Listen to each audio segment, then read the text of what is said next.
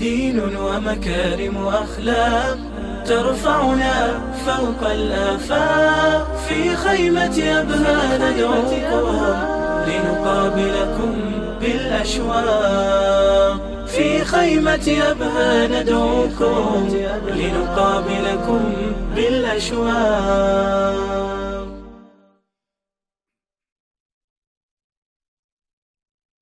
بسم الله الرحمن الرحيم. الحمد لله رب العالمين، والصلاة والسلام على رسوله الأمين وعلى آله وصحبه ومن تبعهم بإحسان إلى يوم الدين. أما بعد، أبناء الكرام وإخواني العزيزين، السلام عليكم ورحمة الله وبركاته. مساكم الله بالخير وحياكم الله، ومن يتابعنا من خلال القنوات التلفزيونية. وهذه ليلة سعيدة وليلة أفتخر فيها وأتشرف فيها إني أكون في ضيافة أبها وأهلها، وبالذات خيمة أبها الدعوية. وجزاهم الله خير كل من ساهم ودعم وساعد وحضر، بارك الله فيكم وجزاكم الله خير. والله يحفظكم ويحفظ المظلة الكبيرة المملكة العربية السعودية. جزاهم الله خير على كل ما يقومون فيه. والله يا جماعة هي كلمة حق. سافرت دول كثيرة، البرازيل، ماليزيا، سنغافورة، موسكو، بدون فوق تحت صوب جيبوتي. والله يا جماعة كل مكان أروح ألقى البصمات الخيرية السعودية. في أوروبا في رمضان السعودية جزاهم الله خير يبعثون أئمة مساجد أو دعاة، سواء بالمستوى الرسمي أو الخاص الخيري. فالله يتقبل منكم ويحفظ المملكة العربية السعودية وخادم الحرمين الشريفين وولي العهد. جزاكم الله خير جميعا.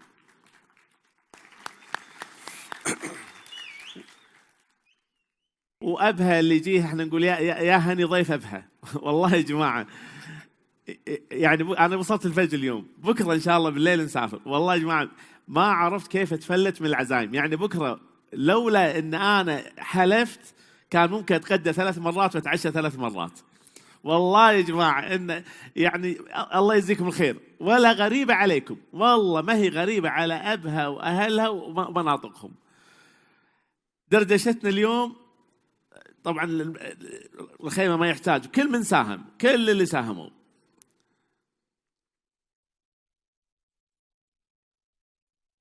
راح أدردش معاكم اليوم على موضوع شبابي أكثر من موضوعنا احنا.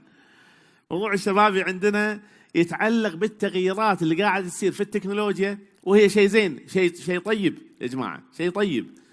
وشلون احنا في الأسرة، أنا استسمحكم راح أوقف يا جماعة، وشلون احنا في الأسرة لازم نتعاون في هذا العصر. هالموبايل هذا مثال بسيط. والله يا جماعة أنا مرات اللي صار عندي مشكلة فيه، اللي يضبط لي إياه حفيدي علي عمره 10 سنوات، وأنا مخلص دكتوراه من بريطانيا وماجستير من أمريكا وحالتي حالة وأدرس أطلع بالتلفزيون. والله حفيدي 10 سنوات وهو اللي صلح لي. إذا شوية أصعب ممكن أقول حق بنتي وضحة، مرات هاي أبو عبد الله، مرات أقول حتى حق عيالي حفيدي علي ولا وضحة بنتي ولا معاذ محمد عيالي، قولوا الله يخليهم. قلت عيالي والغالي مدحتكم، قولوا ما عليكم زود، قولوا جزاك الله خير. عيست وأنا مدح وأنتوا قاعدين تبون مدح زيادة يا جماعة. بدت الأعذار، بدت الأعذار، ما عندنا ميكروفون لا يعني جماعة أنا ما ضد هالأشياء، هذه نعمة من الله سبحانه وتعالى. وأنا اليوم حديثي حق أبنائي اللي موجودين، هذه نعمة لازم نحسن استخدامها. فدردشتي معاكم يا جماعة عن هذا، شلون الأسرة. وبجيب مثال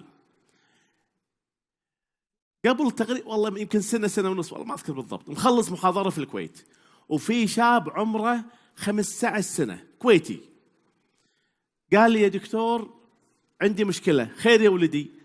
قال والده أخذ منه الموبايل، سوى خطأ ما هو شايد، ما هو خطأ كبير، الوالد أخذ منه الموبايل.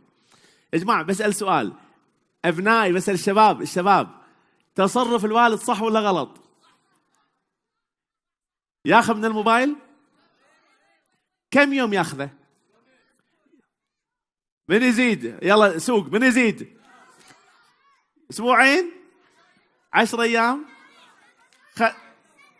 سنة؟ لما يطلع ايفون الجديد؟ لما ساعة؟ والله يا جماعة. طيب أسأل إخواني الآباء والإخوان الكبار، ايش رايكم يا جماعة؟ تصرفه صح ولا غلط؟ الآباء والإخوان غلط؟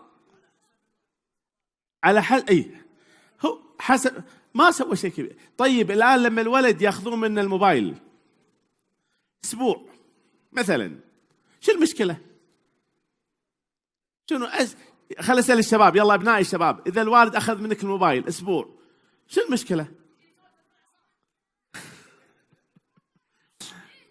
عشان ما يعيد. الله والله صح، أنت تصلح تصير معلم إن شاء الله، تصير مدير مدرسة بإذن الله. أخطر يا جماعة، يا جماعة بقول شيء أخطر. هذا إحنا عيالنا قاعدين معنا اليوم ويشوفونا. الولد ما قال لي نفس بس أنا راح أحط يعني عناوين، بس معنى كلام الولد الملخص قال أبوي عزلني عن الناس وعن المجتمع. والد أخذ الموبايل بس قال له روح مع ربعك، والمدرسة يروح الصبح. كيف عزله؟ قال فصلني عن أصحابي. هذا أخطر شيء. الولد لما يروح المدرسة مع أصحابه يسولفون عن التويتر، ما يدري، ما عنده موبايل. يسولفون عن الانستغرام، ما عنده. يشوفون عن اليوتيوب، ما عنده. فيقعد ساكت وياهم وهم يتكلمون. فما عاد هذا يا أحبابنا، ما عاد تلفون. هذا ما هو جوال يا جماعة، هذا ما هو جوال. هذا إيش يا جماعة الآن؟ كل شيء صح. هذا يا جماعة بدون مبالغة، هذا فيه تقريبا 40 جهاز. هذا 40 جهاز فيه، تلفون واحد منهم. فالولد قال يا دكتور أبوي عزلني عن ربعي، أطلع مع الربع يضحكون، أنا ما يقولون أنا أمس نكتة اللي في التويتر أنا ما. فيا جماعة اليوم إحنا فرصة، ما نبي نخلي هذا يسوي لنا مشكلة في البيت. إحنا ما صعب نقاومه، صعب نمنعه، صعب، لأن في خدمات زينة. أنا توني قبل أسبوع تقريبا رجعت من بريطانيا ورحت القرى. أنا أحب القرى يا جماعة، ما أحب المدن. والله في القرى يا جماعة بديرة بريطانيا ما هي ديرتنا، إن هذا اللي هني هذا الGPS الخريطة، ندخل بغابات، نروح طرق زراعية، نروح قرى، نروح مناحل عسل، ما نخاف ولا نضيع. بقينا مطعم، بقينا طبيب، بقينا إيجار، كله في هذا. خدوم ساحر هذا بالحلال. سبحانه الله علم الإنسان يا جماعة. وما أوتيتم من العلم، هذا بعد اللي جاينا أكثر، لأنه وما أوتيتم من العلم إلا قليلا. كل البشر كلهم العلم اللي عندهم قليل، كل البشر. بس يا جماعة الخير، هذا الآن خلى الآباء ينشغلون في البيت، خلى الأمهات الآن في البيوت مع الإنستغرام، يشوفون الطبخ، يشوفون ملابس، يشوفون مسلسلات، يشوفون الأخبار، يسمعون الحديث. أنا مرة بنتي من زمان سألتني، قالت لي يبا معجون الأسنان يفطر؟ قلت لها يفطر؟ كانت تقول لا يبا، ترى الشيخ الفلاني دخلت هني على الفتاوى. منو الشيخ اللي تبي؟ فتاوى الشيخ بن باز الله يرحمه موجودة، فتاوى الشيخ بن عثيمين رحمة الله عليه موجودة. أبد طلابنا هذا اليوم يا جماعة، هذا اليوم في المناهج لم أحب أقول كلام، لا صار تغيير بأي مكان يسوي ربكة في المجتمع. أي شيء. إحنا في الكويت، أنا والدي الله يرحمه كان ربان سفينة يغوصون على اللؤلؤ، وبعدين تاجر مواد غذائية، يروح دبي والبحرين يجيبون بضاعة، يشتري بالجملة ويبيع بالكويت بالمفرق. لما طلع اللؤلؤ الصناعي وطلع النفط، والدي الله يرحمه اللي كان أول ربان سفينة أول له مكانة في المجتمع، يعني كان أول من وجهاء المجتمع. لما طلع اللؤلؤ والنفط الصناعي، والدي صار موظف عادي رحمة الله عليه، والشغل مو عيب، لأن ما عاد فيه شيء يقصون عليه. كان أول يعتمد الشغل على الزند، على العضلات، مثل الرعي، فيها عقل وفيه تفكير، بس يبون واحد قوي. عندنا شيء اسمه السيب اللي يسحب الغواص، هذا لازم يكون منتبه وعنده عضلات يسحب الغواص وإلا يموت داخل في البحر. صار العلم الجديد، أصبحوا الناس لازم يقرؤون ويكتبون. حتى عندنا شاعر كبير رحمة الله عليه زيد الحرب يقول: وين ذيك التبايب اللي غدت بين العرب سبايب، بس حاسبونا بالقلم والقراطيس. صار الإنسان وظيفته شهادته. اليوم رجعنا مرة ثانية، مو القراءة والكتابة، رجعنا هذا العالم يسمونه العالم الرقمي، ديجيتال الرقمي. فإحنا اليوم أمام تحدي. لما يصير هالتغيير، بضرب أمثلة بس بسيطة. لما يصير هالتغيير يا شباب، أول تلفزيون والراديو أول، طلعت أشياء جديدة. سينمات هذه في البيت، الحين سينما داخل البيت يسوونها، غسالة. راح يجي زمان يصير ما في ثلاجة في البيت، ما في ثلاجات في البيت، مو بعيدين وايد عنها، جاية بالطريق. يا جماعة أول إذا بغينا إذا واحد أزعجنا بتلفون البيت، إيش نسوي لما يزعجنا الواحد؟ نرفع السماعة. الآن شو تسوي؟ تمنعه، تضغط زر تمنع اتصالاته. هذا البلوك أول، هذا البلوك أول، شيل السماعة. هذا المدارس أول، تويتر، فيسبوك. أول ناس يروحوا المقاهي بلوي يسمونه القصاص، يقص على الناس. اليوم القصاص ما تحتاجه، هذا القصاص تفتحه تسمع قصص، تسمع قصايد. والله أنا قبل أسبوع فتحت حطيت قصيدة عنتر المعلقة، قاعد تسمع أشعار. تبي تفسير القرآن الكريم، تحب شيخ. رجعت من خالد ولدي، كنا رايحين سير على ناس من قبيلتنا جنب الرياض، اسمها رويضة السهول. واحنا راجعين بالسيارة قلت: خالد حط لنا القرآن الكريم. قال لي: بتبي أي شيخ؟ ما بيحتاج الراديو، أي شيخ تبي؟ قلت له: أبي الشيخ أنس العمادي من البحرين، قراءته جميلة. تبي تفسير؟ تبي خطب؟ هذا أول يقص الناس، ما عندهم شغل، يقعدون بالليل يروحون يسمعونه. اليوم ما تحتاج، وانت في البيت الدنيا عندك. شو يدورون أبنائي؟ شو يدورون الشباب؟ شو يدورون بالصورة؟ بوكيمون، صح؟ الحين أقول كلمة. كنت قبل فترة بهجرة هني عندكم في السعودية، هجرة، واللي فيها ناس من القبائل، أغلبهم أهل إبل ورعي، وأغلب اللي موجودين كبار السن ما يقرؤون ولا يكتبون، بس أهل صلاة ومسجد وحريصين جزاهم الله خير، وأهل كرم. والله يا جماعة رحنا نصلي معانا عيالهم الصغار. يوم دخلت المسجد طلعت مسكت واحد من الصغار، قلت له: في بوكيمون هني؟ قال لي: دورنا ما لقينا. الآن الأب الكبير: بوكيمون؟ شنو بوكيمون؟ وصارت طرفة في الكويت، عندنا طرفة صارت، واحدة جالسة مع أحفادها، طرفة ما هي حقيقة، ولدها وعياله. يا جماعة الخير، عيال اليوم غير عيال الأول، حكاياتهم مختلفة. فالعيال إيش سوالفهم؟ تويتر، فيسبوك، بوكيمون، هب، هاكرز، ريتويت. والعجوز قاعدة مسكينة ضيعت بلوتوث، راحت مسكينة تكدر خاطرها، نامت الساعة 11، الساعة 2 الفجر قامت بتصلي المكسوم من قيام الليل، توها بتكبر، ولا حفيدها 16 سنة جاي ما علمهم انه طالع، قالت له: يا سلام يا سلام، متأخر وريحتك بلوتوث. تظن بلوتوث شيء ممنوع؟ هذا والله العظيم أنا واحد من أنا يحصل لي في البيت اليوم، عيالي يسولفون عن أشياء أنا قاعد أحاول أتعلم. سابقيننا، إحنا عندنا شيء طيب وهم عندهم شيء طيب.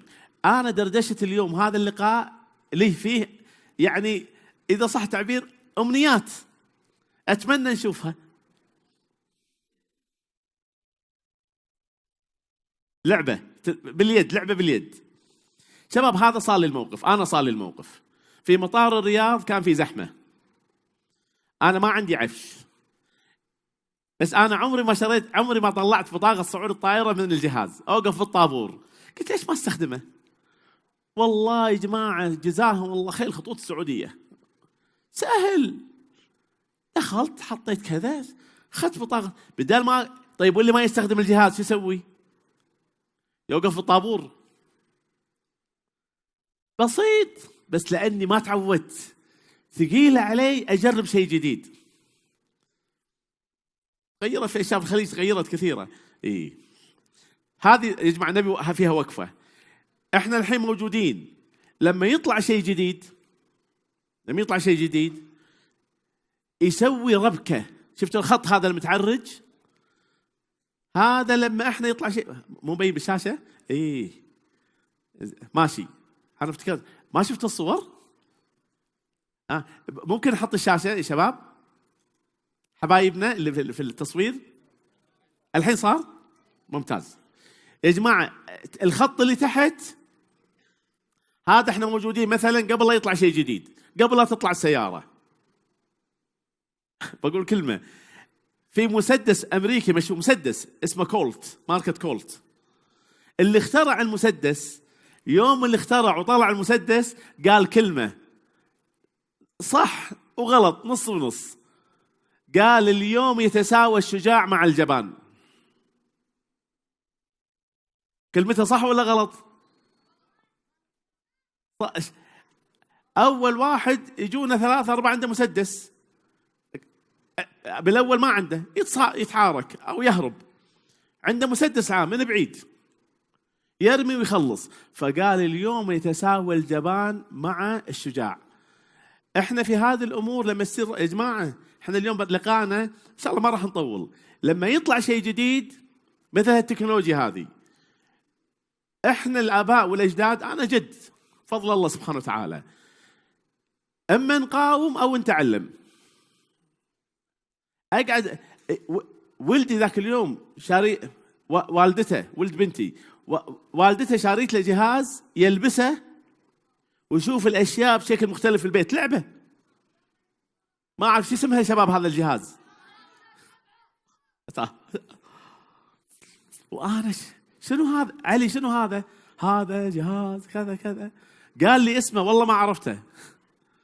تلبسه تقول كأنه واحد مو صاحي.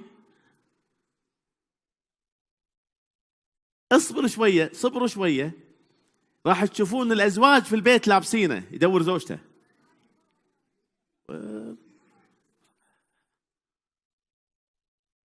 العلم يتقدم. جماعة أقول شيء، والله جماعة عندي كتاب في المطبعة قريب يخلص الحمد لله، جمعت قصص الناس اللي يسافرون وتصير لهم قصص في الطيارات. يوم من الأيام واحد من دولة آسيوية، من القرى في إحدى القرى الآسيوية، قاعد في الطيارة أول مرة بحياته يركب، جاي الكويت. قال أشر حق المضيف، جاء المضيف صاحبي، نعم، قال أبي ماي ووتر. قال للمضيف إذا تبي ماي اضغط الزر. الزر حق إيش هذا؟ حق المضيف. الزر لو واحد بغى شيء ضغط الزر يجيه المضيف يولع المصباح. فصاحبي قصده إذا تبي ماي اضغط الزر، وراح صاحبي المضيف يجيب له مويه أو ماي. لما راح صاحبي يقول رحت التفت عليه ولا راكب فوق المقعد حاط فمه يشرب، يضغط الزر يبي يشرب. لأن أي شيء جديد يطلع يسوي مشاكل يا جماعة، أي شيء جديد. واحد ثاني من أصحابي مضيف يقول معانا ركاب من دولة آسيوية، يقول هم سياحية، بعدين صار في ضغط فنادينا واحد ركب درجة أولى، جلس، طلعت الطيارة بعد ما ولع المصباح إنه خلص فكوا الحزام اللي يبي يفك الحزام. فنادى المضيفة، معاها مضيف. قال حق المضيفة، مضيفة أجنبية، قال لها أنا صار لي 3 ساعة أنتظر يجيبون لي كاس عصير برتقال. قالت له أنا آسف، أنت من منا طلبت؟ قال ما له علاقة، طلبت من واحد من زملائك 20 دقيقة عصير برتقال. قالت له حقك علي آسفة. راحت جابت له عصير البرتقال، تفضل، بس الله يرضى عليك من منا طلبت؟ أشر لي بالمضيفين من منا طلبت؟ يلا يا جماعة، من اللي يقول منا طلب وله هدية؟ قول يا بطل. طلب من واحد من الركاب، جواب حلو. من الزر، جواب معقول. من إيه اللي قاعد تحك شعرك؟ من الطيار، تفكير حلو. من منه؟ من الموظفين؟ من الجوال؟ والله هو مو صح، بسم الله عليك تفكيرك حلو والله. لا مو الجواب صح، بس والله يا جماعة شفت هالإجابات هذه يسمونها مبدعين. هذه الإجابات تجيب تكنولوجيا جديدة. وين منسقين؟ سجلوا اسمه الدكتور علي، بستأذنك دكتور بالله تنفي. وش اسمك يا بطل؟ تعال عند دكتور علي عشان بيرتب وياك. شباب سمعتوا ايش قال اخوكم؟ قال طلب بالجوال بيصير في المستقبل وانت بالطياره تطلب. يا جماعه قول يا بطل. من منا طلب؟ من ركاب؟ من الطيار ممكن. قول يا حبيبي. ايه من المضيف تمام. رفيقه يا تمام. شباب يلا نسمع اخر اجابه. يا سلام، يه والله اجابات. هذا عيال ابها ما شاء الله تبارك الله، قلبتونا. تدوم منا طلب شباب، اقول منا طلب الرجال. دكتور علي من واحد قبل لا يطلع ممكن. انا اقول منا طلب بعض الطيارات على المقعد في مصباح للقراءة، هو يفتكره ميكروفون. كل شوية أبي عصير برتقال، جيبوا لي عصير برتقال. يفتكره مثل مطاعم، هذه المطاعم الوجبات السريعة. فمسكين كل شوية ما زلت أنتظر عصيري، تأخرتوا علي بسرعة العصير. فعصب. بس يا جماعة شفتوا هالكلمة هذه؟ هذا الجهل ما له علاقة بالغباء. هذا يا جماعة الجهل. لما يجينا شيء جديد في البيت نقاومه. طيب وإذا قاومنا في مشكلة، في مشكلة، بدال ما نستفيد منه نأخره، يصير مقاومة. فلما يصير شيء جديد يسوي ربكة. شو نسوي مع هالربكة هذه اللي تصير في البيوت؟ لازم مرة ثانية نتعلم يا جماعة ونسمع وننصت، حتى حق عيالنا ننصت. وبجيب مثال أنا اليوم، لأن الشباب موجودين، أنا فرحان إن أبنائنا الشباب موجودين اليوم، الله يحفظهم يا رب. جاني واحد بالكويت، شاب كويتي عمره 15 سنة، واحد ثاني عنده مشكلة مع والده، بس مو مشكلة كبيرة، في التفاهم في مشكلة. احنا مرات بعض الآباء نشد على عيالنا، نشد شوية، وعيالنا فيهم خير كبير. والله يا جماعة أمة محمد إلى خير ليوم الدين. الولد هذا قال لي حل مشكلته والفضل لله سبحانه وتعالى. يا بكلم الآباء والإخوان الكبار. أنا راح أوقف مع أبنائي. قال لي يا دكتور، شوف الكلمة بالله عليكم يا جماعة، قالها بالكويتي راح أترجمها. قال لي يا دكتور أيوب، أنا ماني دقمة. بالكويتي دقمة يعني زر، دقمة أصلها تركي دوغمة. قال لي يا دكتور أيوب، أنا ماني دقمة، ماني زر، أنا لست زر. قلت له كيف يعني؟ قال فرضا لو هو يقول لو أنا عنيد ووالدي طلب مني إني أنا أبطل العناد، أنا ماني زر يضغطني الحين أصير مو عنيد، أحتاج وقت عشان أتغير. قلت له والله يا ولدي كلامك صح، إحنا لازم نصبر، تربية. قال استدرك، قال وإذا فرضنا إن أنا عنيد، الوحيد اللي له حق يضغط الزر أنا، لأن هذا زري. الله معطيني إياه، ما حد يضغط الزر. قلت له زين، بعدين قال الله سبحانه وتعالى ليش أعطانا اللسان؟ قلت علشان نتكلم. قال صح، يلا تحدي مرة ثانية. ايش قال حق هو يقول الله ليش أعطانا لسان؟ قلت عشان نتكلم. قال إذن شنو؟ يلا يا بطل مرة ثانية. روعة، هذه واحدة. كلم ناس، يلا يا بطل. يطبق، قول اللي تبقى. يا سلام، روعة. لا هذه بعد أحسن من الإجابة. روعة، بسم الله عليك شيخ. لازم ما حد يتكلم بلساني. تبارك الله.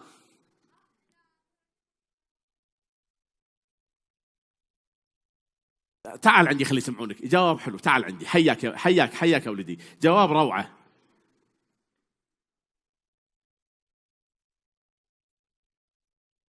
يا مرحبا، كيف الحال؟ يلا خلي الميكروفون بيني وبينك، قول الجواب. إذا جاء ضيف، هذا عاد الأدب والاحترام، إذا جاء ضيف ما يتكلم عن أبوه. بارك الله فيك، يا سلام. تفضل يا بطل.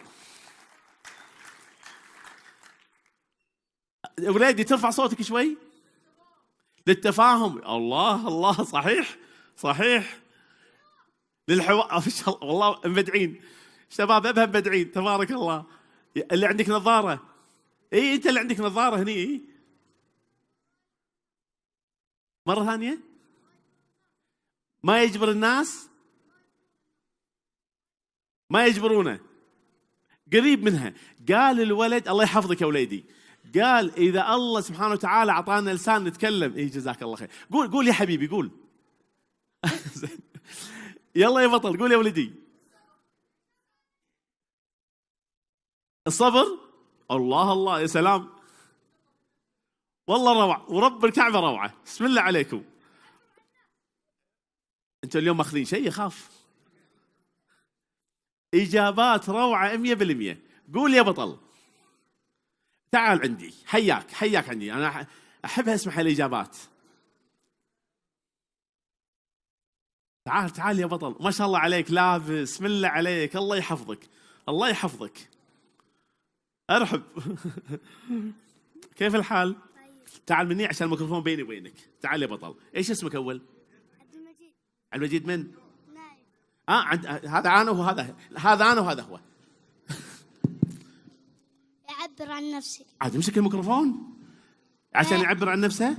لا يعبر عن نفسي. شلون؟ اشرح لنا. صح الجواب صح، علمنا. انت متزوج ولا بعد؟ لا يعني الآن الله سبحانه وتعالى أعطانا لسان علشان نعبر؟ لا. ولا ليش أعطانا لسان؟ شنو فائدة اللسان؟ عشان نتكلم، صح. طيب إذا تكلمنا الناس لازم يسمعونا ولا ما يسمعونا؟ الله ينور عليك، هذا الصح. شباب بهالبساطة والله يا شباب. قال لي يا أبو خالد، إذا الله سبحانه وتعالى عطانا لسان نتكلم، مو لازم الوالد والوالدة يسمعونا، مو لازم ينصتون لنا. احنا شباب نبي نتكلم، يسمعونا وبعدين كيفهم، بس على الأقل يسمعونا. شيء مهم. ومن قال الثقة في النفس؟ سمعت واحد قال الثقة بالنفس. وين اللي قال الثقة بالنفس؟ الثقة بالنفس. زين، حياك عندي. حياك.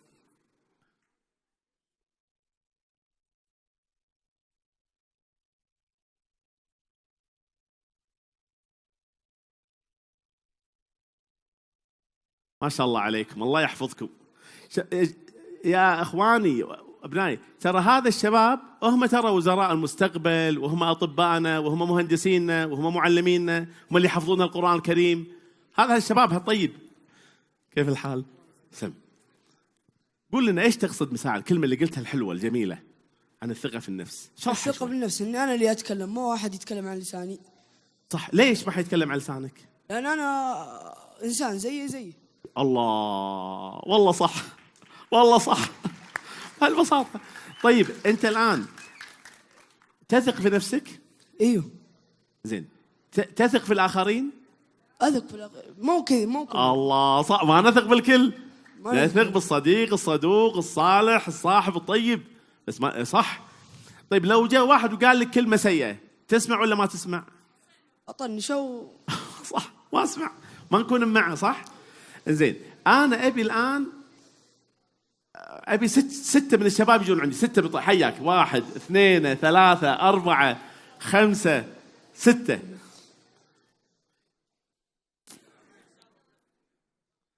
ارحب والله. مرحبا، كيف الحال؟ وينهم الشباب؟ خلي يجون. لا اخترناهم. اي صو، يا سلام، هذه الثقة بالنفس. بس فوتوشوب هذا وهذا. مرحبا، كيف الحال؟ شباب بنسوي تمرين، اخوكم الله يحفظه. مرحبا مرحبا مرحبا. لا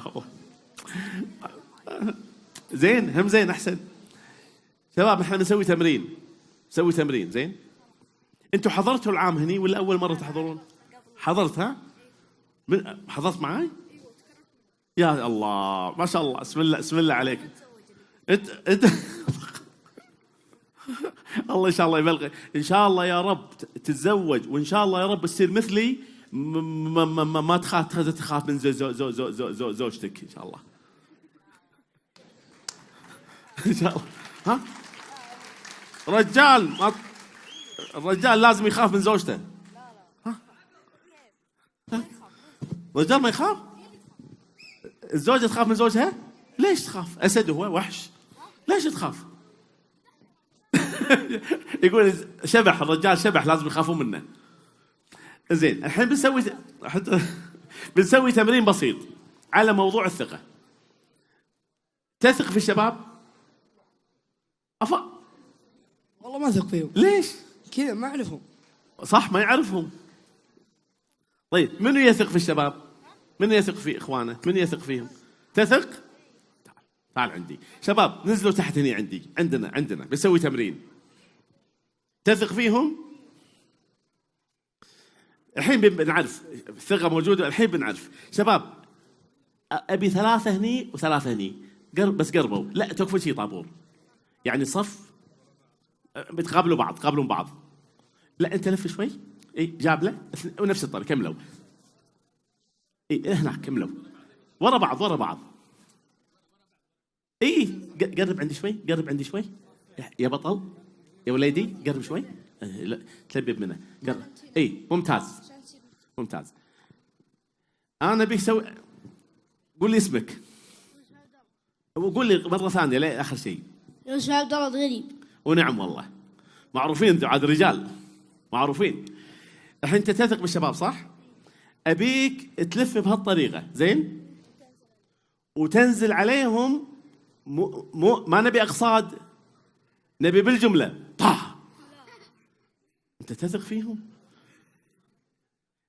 بس عاد بس ضبطهم، يعني شلون يحطون ايدهم يتشابكون. اي تشابكوا يا شباب، تشابكوا. اي خليك انت بالوسط. يا سلام، ابد لا، ضبطهم يقربون يوخرون، ضبطهم. كيف الموت مرة واحدة يا ولدي. انت هذا نحيف. ايه انت عاد سنحهم الحين، يوخرون يقربون لانك يلا. اي بس لما جاهزين، بس شباب ما فيها مزاح هذه، ها؟ لا ما في مزاح شباب، لا ما فيها مغلب شباب. ها، عندك تأمين صحي؟ عندك تأمين؟ يلا. الله أكبر الله أكبر الله أكبر. يقول الله أكبر. يلا شباب شده، ها بس، ها طيحة واحدة، ها يلا بسم الله. الله، روعة. روعة، الله يحفظكم. الجوائز وين المنظمين؟ نبي 8 سيارات، الله يخليكم، من صغار بس صغار. شباب خلوا اساميكم عند المنظمين، يعطيكم جوائز ان شاء الله. اخوكم الشيخ هناك عنده. يا جماعه شفتوا المفهوم الان؟ يا جماعه شنو الدرس اللي من هذا التمرين؟ هل شباب جد، هل انت تثق في ولدك؟ هل ولدك يثق فيك؟ اي هذا شباب، اذا انا وثقت في ولدي لازم ولدي شو يصير؟ يثق فينا وقد الثقة. احنا آباء نحب عيالنا، والله نحبكم ورب الكعبة نحبكم، بس الولد لما يعطونا ثقة لازم يكون هو قدها بالضبط. والولد لما يثق في أبوه وأبوه يقول له عندي أبشر والله الطلب إنه عندي، لازم الأب ينفذ اللي وعد. عندي بالكويت واحد من أصحابي ولده صف السادس، طلب من أبوه طلب، قال له ها، قال له عليه الشحم. الأب طلع جاء العصر جايب الحاجة اللي وعد فيها ولده. ولده ايش قال له؟ كفو الذيب. يقول حق أبوه. احنا هذا في البيوت جزء من الأجهزة يا جماعة تبي ثقة، هذا الجهاز يبي ثقة.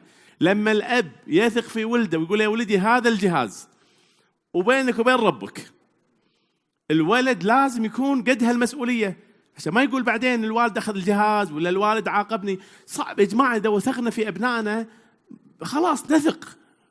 الولد حشاشة اليوف منا وفينا، فإحنا نبي الطرفين يكون عندهم ثقة ببعض. نمشي شوي أسرع.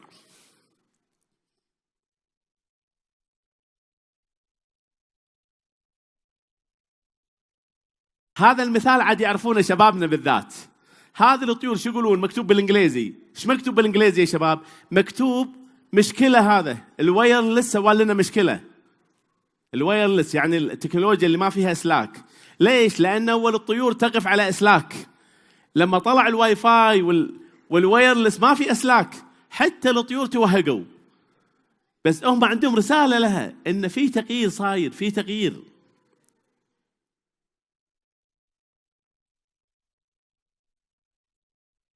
مسكين الولد مشغول، صب القهوة بحضن أبوه.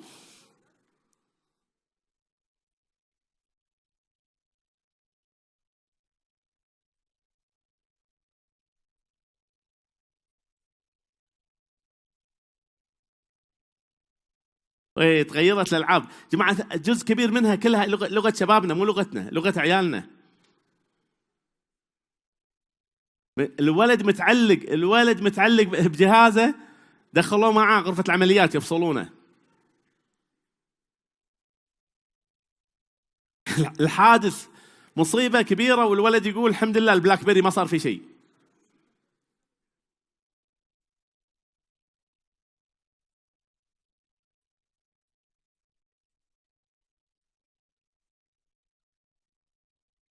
وين دكتور بندر؟ هذا ربعكم.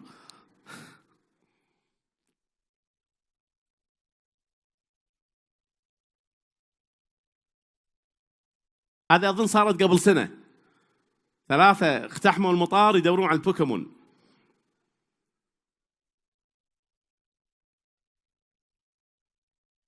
إيه طبعا يا جماعة في جانب ما راح أتطرق له، لا اليوم مو موضوعنا. في تحفظات شرعية مو بس على البوكيمون. الجهاز هذا يا جماعة، هذا الجهاز مثل السكين، تقطع فيها فواكه، تقطع فيها حبال أو تجرح واحد. أنا بس يا جماعة ودي أذكر الآباء والأمهات لا تنسون الضوابط الشرعية. إحنا عندنا الكتاب والسنة، الحبل المتين، كتاب الله عز وجل وحديث الرسول عليه الصلاة والسلام. لازم في ضوابط الشرعية، مو بس في الأجهزة، في كل حاجة. فما ننسى، احنا مسلمين يا جماعة، احنا مسلمين أمة محمد عليه الصلاة والسلام، ما ننسى ضوابطنا. مو بس نفرح بالجهاز وخلاص، لا في ضوابط، في آداب في التعامل، في آداب في التعامل مع هذا الجهاز. وين التلفاز؟ شو اخبار؟ جيت شباب اليوم، منو من الشباب يتابع التلفزيون؟ منو من الشباب يتابع التلفزيون؟ زين تمام. من يتابع اليوتيوب؟ أو أكثر. بسأل سؤال حق أبنائي، منو منكم عنده؟ بسأل سؤال حق أبنائي شباب، في أي سن؟ بس الشباب أبنائي في أي سن لازم يعطونكم موبايل؟ 16 15 16 أولى متوسط 13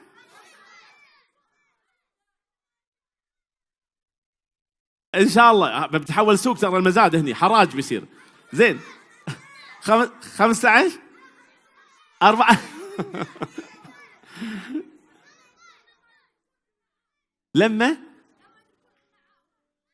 لما يكون عاقل ماشي. بسأل الآباء الآن، الآباء أي سن نعطي الولد التلفون؟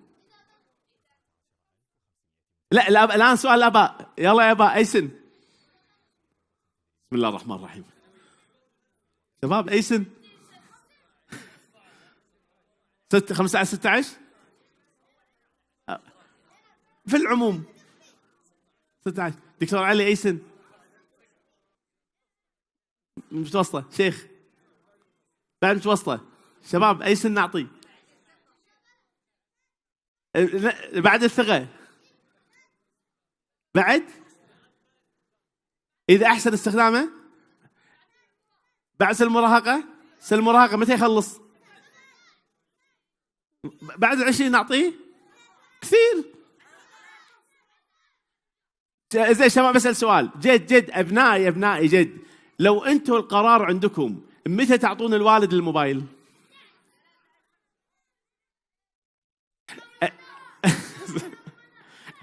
تعطي الوالد أيام المدارس؟ والله زين، يقول نعطيكم الموبايل أيام المدارس لأن ما عندهم شغل. زين يا جماعة أسأل سؤال بالله عليكم، بسأل سؤال بس حق الآباء فقط، الآباء والكبار في السن. شباب من فيكم جد سؤال جد، من فيكم يرضى يعطي جواله لزوجته وعياله يشوفونه بالكامل؟ من مستعد يعطي زوجته وأبنائه؟ إن شاء الله بيجي حق سؤالك إن شاء الله. أمان يعني الجوالين مو الجوال اللي بالسيارة. والله الحمد لله، الله يهنيكم.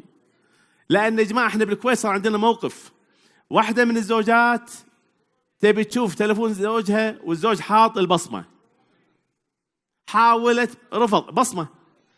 سوت هذه الزوجة عطت زوجها منوم،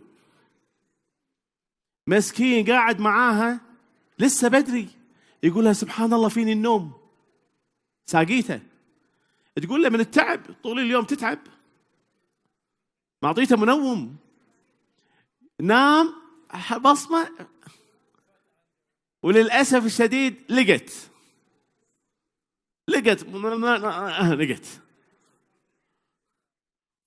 زوجة ثانية، زوجها خلصنا إن شاء الله. زوجة ثانية زوجها ما يحتاج منوم، نومه ثقيل وجهازه بالبصمة ومو راضي انها تفتح جهازه. ذاك اليوم نام، بصمته شافت ما علمته. بعد أسبوعين نام، بصمته ما فتح، بصمة ما فتح. من يقول كيف تفتح جهازه؟ البصمة ما فتح. كان صاحي؟ والله تفكيرك حلو، والله إبداع. قول يا بطل. شوف العيال إصبع اليسار بدل اليمين، والله مبدعين. بالرمز ممكن بصبعين. والله يا شباب شوف الإبداع، إن أكثر من إصبع، مثلا الإبهام هني والسبابة هني مثلا، أو هذا يحط السبابة. الصوت شوف شبابنا، شوفوا يا جماعة، شوفوا الشباب بسم الله عليكم، الله يحفظكم. كيف تصوير الوجه؟ من اللي قال بالرجل؟ تعال عندي، تعال أنا بيك، أنت خصوصي.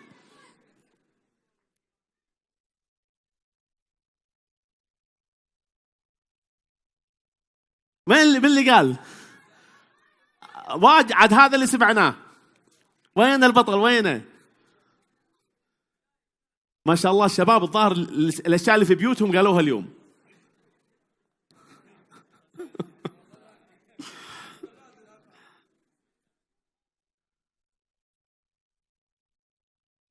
سلامات، عسى ما شر. طايح. زين قول لهم اسمك أول شيء، عرف اسمك. اي شوف مو شغال هذا.